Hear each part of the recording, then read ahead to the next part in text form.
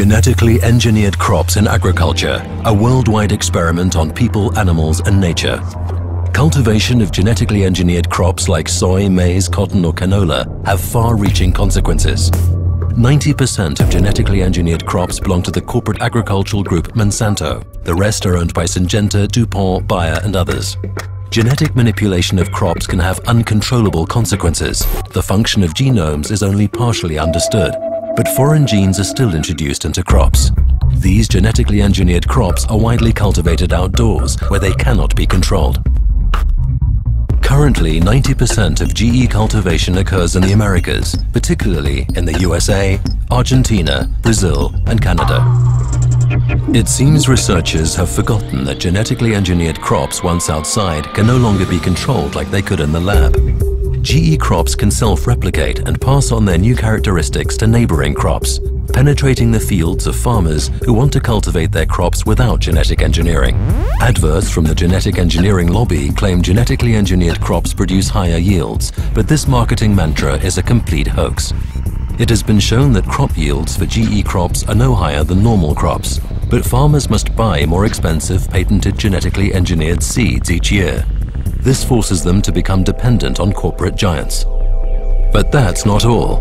Genetic engineering giants also produce pesticides and herbicides. There are two characteristic traits of genetically engineered crops. They are either resistant to herbicides, in which case the genetic engineering company itself produces the suitable herbicide, or the genetically engineered crop emits an insecticide. Whether or not the crops are resistant to weed killer or give off poisonous gases, not only weeds or pests are eliminated, other beneficial field growth and some living creatures are killed as well. But nature adapts, so pests and weeds develop resistance to pesticides. And that means that increasing amounts of stronger pesticides will be used. Especially grave consequences are observed in this respect in monocultures. For example, in South America, rainforests and other natural landscapes are destroyed every day to make room for genetically engineered monocultures and pasture.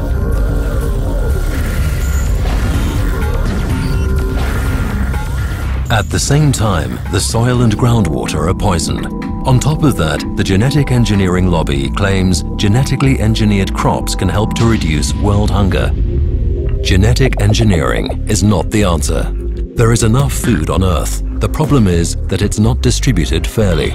But the fact is that most genetically engineered crops find their way into the livestock chain, so they end up as meat or dairy products in supermarkets.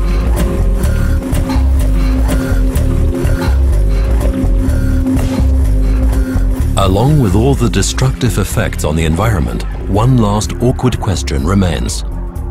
How do genetically engineered crops affect humans and animals? The answer is, no one knows. Therefore, it's important for you to carefully consider which products you buy.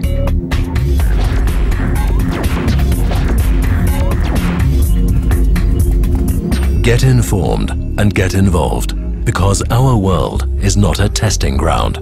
For more information about genetic engineering, go to greenpeace.org/GMO.